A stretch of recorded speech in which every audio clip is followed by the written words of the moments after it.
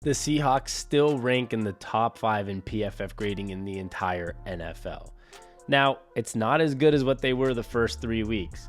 After week 1, I think we were the number 2 team on PFF in all of football. After week 2, I think we were still the number 2 overall team in all of football. And I'm certain that after week 3, we were the number 1 team on PFF grading in all of football. This week, we sit in the top 5. And here's how it goes. At number 5 is the Baltimore Ravens at 82.3. At number 4 is the Seattle Seahawks at 83.8. At number 3, the team we lost to at 83.9, just up by 0.1 on us, the Detroit Lions. At number 2 is the New Orleans Saints. Even though they lost 2 straight, they had just produced some good numbers. They're at number 2 at 85.1. And unfortunately, the team that we still have a 1-game lead on, the San Francisco 49ers, sit at number 1 at 87.7. Now, there's a lot of grades I'm going to go through today that will tell you why the Seahawks could easily be the number 1 PFF team if they just fixed a specific 1 or 2 categories. There is literally 2 categories that they're below the green level. Anything above like 65 is in the green level on PFF grading. And the Seahawks are just really bad at 2 specific categories, and that's probably what's not allowing them to be number 1 or number 2 in all of PFF grading. It's been an interesting week because the way you look at this Lions game just depends on how you see football. I came out of the Lions game really optimistic. At the end of the day, I'm going to do a whole video on it tomorrow where I talk about the optimism I got from that game. We essentially had 5 or 6 starters plus Julian Love go down at the middle of the game against the Lions on the defensive side that were out. We were missing essentially 50% or more of our entire starting defense against the Lions, who are a really good football team and a really good offense. So it's pretty hard to sit there and say that this is some big glaring issue or something that we should be extremely concerned about, losing a game in Detroit where we outgained them in yards and outgained them in first downs and outgained them in time of possession and outgained them in both passing and rushing yards. There was just a few mistakes. The DK Metcalf fumble, a couple ref mistakes, whether you like to admit it or not, or say it's an excuse. It's an excuse. Yes, it's obviously an excuse, but there are some excuses that are partially reasons. There were some really big missed calls there. So overall, I didn't come out of it saying, oh my God, we lost a game. Everyone loses in football. No one's going to go 17-0 and go win the Super Bowl. It hasn't happened since the 80s when the Dolphins went undefeated, and that wasn't even a 17-game season. So it's not going to happen. There's still a lot to be optimistic about. We still have a 1-game lead on the San Francisco 49ers in the NFC West, and we get to play the New York Giants next week, which hopefully should be a win if all things go well or if we're healthy enough, and it's at home. But let's go through these grades. We already mentioned the overall grade being 4th in the NFL, so let's talk about the offense. The offense would be probably, I would say, number 2 or 3 if it wasn't for one category, which we'll get to. But their overall grade is sitting at number 8 on the offensive side at a 76.2. As I mentioned, the pass game's good. The run game's good. Receiving grade's going to be good. There's just one glaring issue, which we'll get to here really quickly. But before I get to that next category, I'm just going in order. Our passing grade sits at 11th. Which is great. Geno Smith's the NFL leader in passing yards. This team's playing good on offense. Kenneth Walker had 3 touchdowns last game rushing. There's a lot to like about the Seahawks offense. It would be a lot better, though, if Geno Smith had protection. The biggest glaring issue for the Seahawks, offensively and defensively, other than injuries, would be the pass blocking. The pass protection is just absolutely not there for the Seahawks. They sit at a 50.5 grade in pass blocking. So imagine where Geno Smith would be and what this offensive grade would be if that was better. And to put that in perspective, a 50.5 is 5th to last in the NFL at 28 out of 32 teams. The only teams below us are the New Orleans Saints, the New England Patriots, the Cleveland Browns, and the Los Angeles Rams.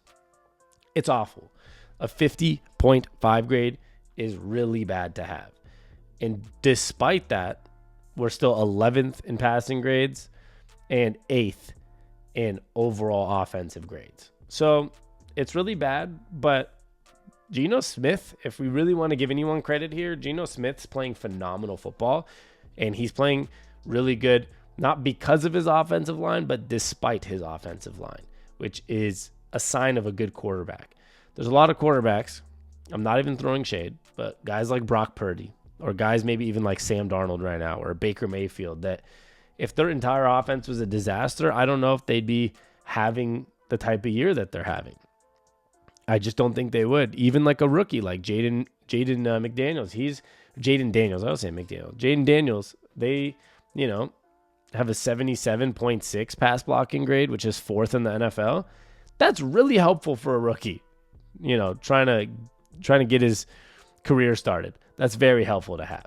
So the pass blocking at that number, bottom 5 team, it would probably change so much on what we see on these gradings, and yet we're still a top 4 team overall. The receiving grades, as you would guess, is pretty good. 73.2, sitting at 9th. Once again, the passing grades are at 11. Receiving grades are at 9, while the offensive grades at 8 overall. Those would all be better. The passing grades, the receiving grades, all would be better if the pass blocking grade wasn't a bottom 5 team. But the run blocking is not as bad. So that obviously helps the team a lot. They're a middle of the pack team at a 76.3 grade, which is 12th in the NFL. So we're getting closer. 1 point higher, we'd be in the top 10 on run blocking grades. And that's going to also tell you a lot about, how impressive our running backs are when you see the running grade. Like I mentioned, despite the offensive line's pass blocking grade, Geno Smith's doing phenomenal. And I'm not going to say despite the run blocking, Kenneth Walker and Zach Charbonnet are having good years, because it's not that bad.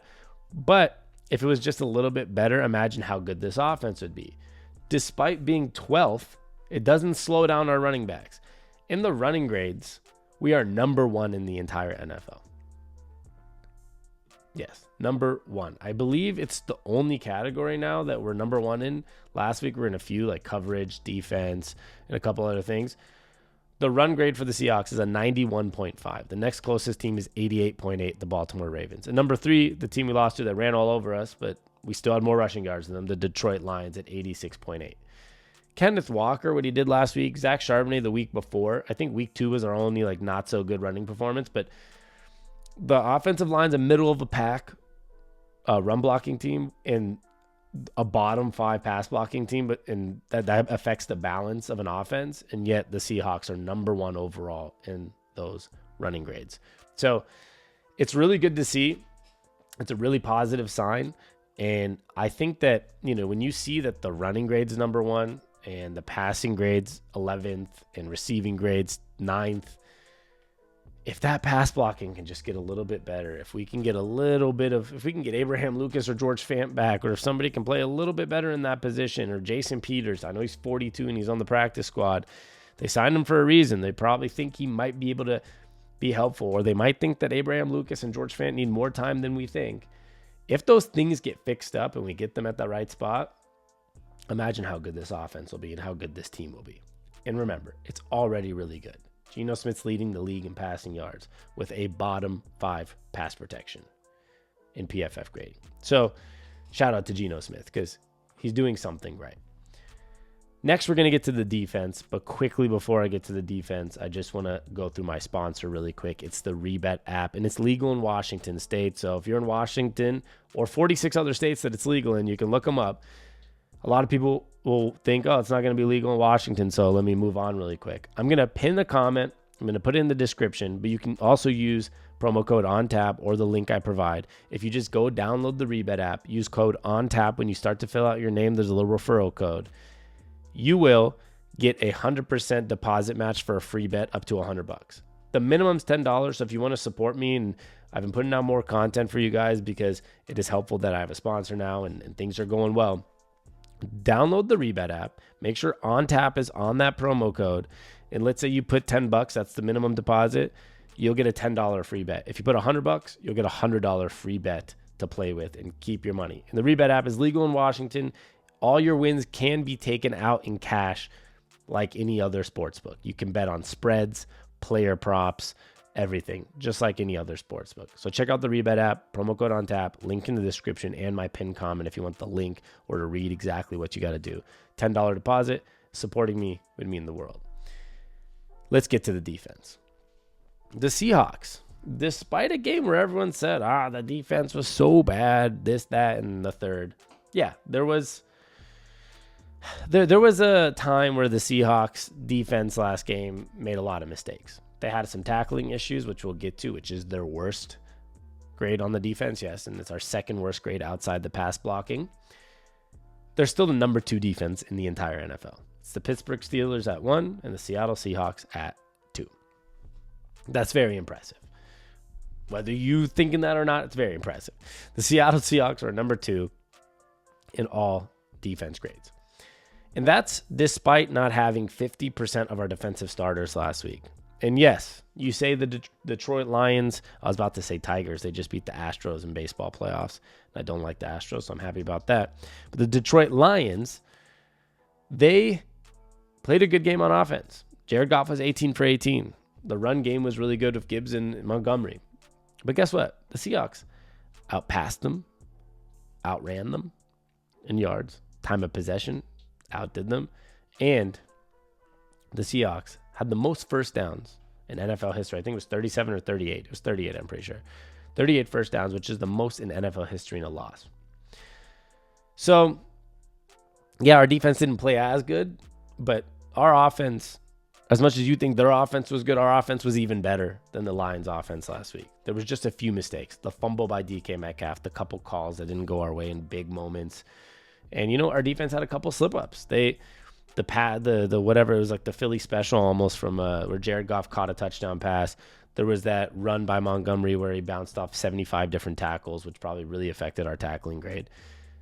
And the tackling was kind of an issue. But we have to keep in mind that half the defense was out. Leonard Williams, Boye Mafe, Uchenna Nwasu, Byron Murphy, Jerome Baker, and Julian Love left mid-game. There's 11 guys on defense. That was 6. That's over 50% of our starters. Or if you want to say like Byron Murphy doesn't play as many snaps, like we're essentially talking about 5 out of 11 or 6 out of 11 starters out of the game. It was still competitive. If there wasn't that bad call of offensive PI by Tyler Lockett or the DK Metcalf fumble, it would have been maybe a 7-point game going into the last drive instead of a 13-point game. Or the missed DK Metcalf 2-point conversion, which was also a bummer because he was obviously in. So with all that said about the defense not playing well, there was also mistakes by the offense that put the defense in worse situations. The calls, the fumble, a couple other things. I saw there was a stat on the screen that we had like the biggest record of was 21 straight turnovers that did not lead to points by our defense or not lead to a touchdown by our defense. And that was broken on one of our offensive turnovers. So despite all of that, they still sit at the number 2 defensive grade in all of football. And our run defense, despite getting decently ran on, I feel like against the Patriots we're a little bit decently ran on, and against the Lions, we're still at a 68.8, which is 6th in the NFL. So, yeah, it's tough to see like, oh, yeah, what a game by the defense. It feels rough. We're going to be a top 5 to 10 defense all year probably. So 6th in rush defense grades, nothing to complain about there. They're still doing really well. I'm going to leave the tackling to last because it's like the pass blocking grade where I left it to last or tried to leave it to the end of the passing section because it's so bad. But let's talk about the pass rush as well. Pass rush is middle of the pack at 16th. And I believe we were like 8th last week or something around there. And it makes a little more sense last week because we weren't missing everybody, but I don't really expect the Seahawks pass rush right now to be at a high grade. 16th is right in the middle of the NFL. They're literally the definition of average right now, or mediocre, whatever you want to call it. They're right there in the middle. But that's also, let's talk about it one more time. Forget Jerome Baker maybe out of that conversation, but Byron Murphy, Leonard Williams, Boye Mafe, Uchenna Nwasu, all those guys are not even playing last week. And we're still floating around the middle of the NFL when it comes to pass rush grades. So also a thing that's not too much to complain about considering the fact that, hey, we're still doing pretty decently there. And then coverage. Coverage, we've been number one, I believe, every single week until this week. That happens when we got a little, beat up by Jared Goff, 18 for 18. Obviously, there's some coverage issues. It probably wasn't enough to drop us very far down because 18 passes is not that many. We killed them in time of possession and had way more plays than them and way more first downs. They just capitalized on a couple big plays and capitalized off a turnover by the Seahawks. We're still sitting at third in the NFL in coverage grades, behind Tampa Bay and New York. Jets, not Giants. And I'm going to expect that we're there all year, somewhere in 1, 2, 3, or 4 or 5 spot, because we have Tariq Woolen, we have Devin Witherspoon, we have guys like Trey Brown, we have a good secondary with, Jenkins, Wallace, Love, Kobe Bryant played a couple snaps this week. The coverage grade's always going to be pretty decent, even after a game where Jared Goff went 18 for 18 on us. There were some fluke plays. It's hard to complain too much, like I said, when your team is sitting in a really good position. Top 3 in coverage, a top 2 defense overall in grading. Not much to say there. But just like I mentioned with the offense was 8th overall in the NFL. The passing was 11th overall, but that's with a pass blocking that was 28 out of 32. The tackling for the Seahawks is also not very good. And you're going to say this is not that bad. They're 9th, but it's their only grade that's in the yellow other than the pass blocking at a 60.9. And 9th isn't awful, but for a team that's a number 2 defense in the NFL and was as a top coverage team in the NFL, the tackling, there was a touchdown, or it was not a touchdown, I don't know, it was a big run by Montgomery where he obviously broke off that Witherspoon tackle. I think it was Montgomery, not Gibbs, but he broke off the Witherspoon tackle, then another one, then a spin, and then bounced off another tackle and was like a 40-yard run. The tackling hasn't been great, and this is our tackling improving. I think after week 1, it was a really low score. Yeah, we're 9th. It's not bad, but I expect the Mike McDonald-led defense, a disciplined defense, to be a little bit better than a 60.9, our second worst grade out of all grades that we have. A couple plays caused those type of grades. Like I said, still not that much to complain about when it comes to the Seahawks defense, but the tackling could be a little bit better.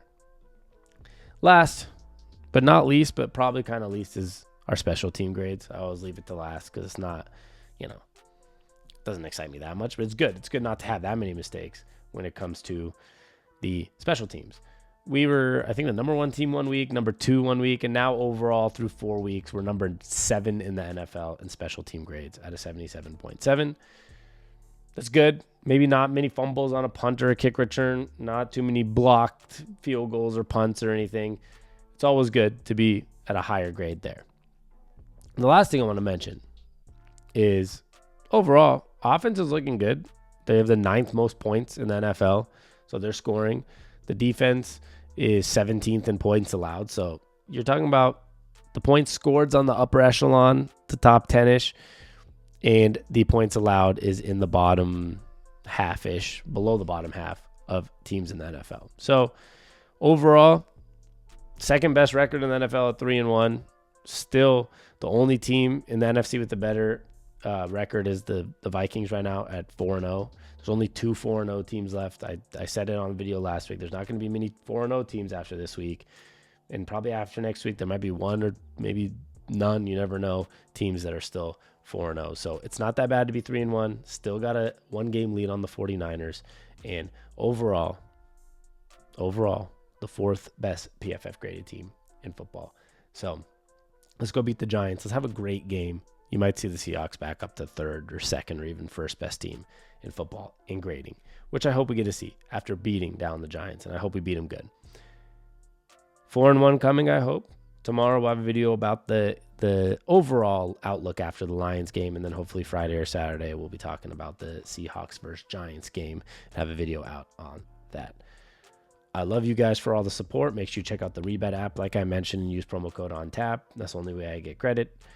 And even if you use the link, make sure when you get to the name section above it, it should say ONTAP. If it doesn't, you can manually type it in. I love y'all, and we'll be back next time. And thank you guys for all the love and support. Go Hawks. Peace.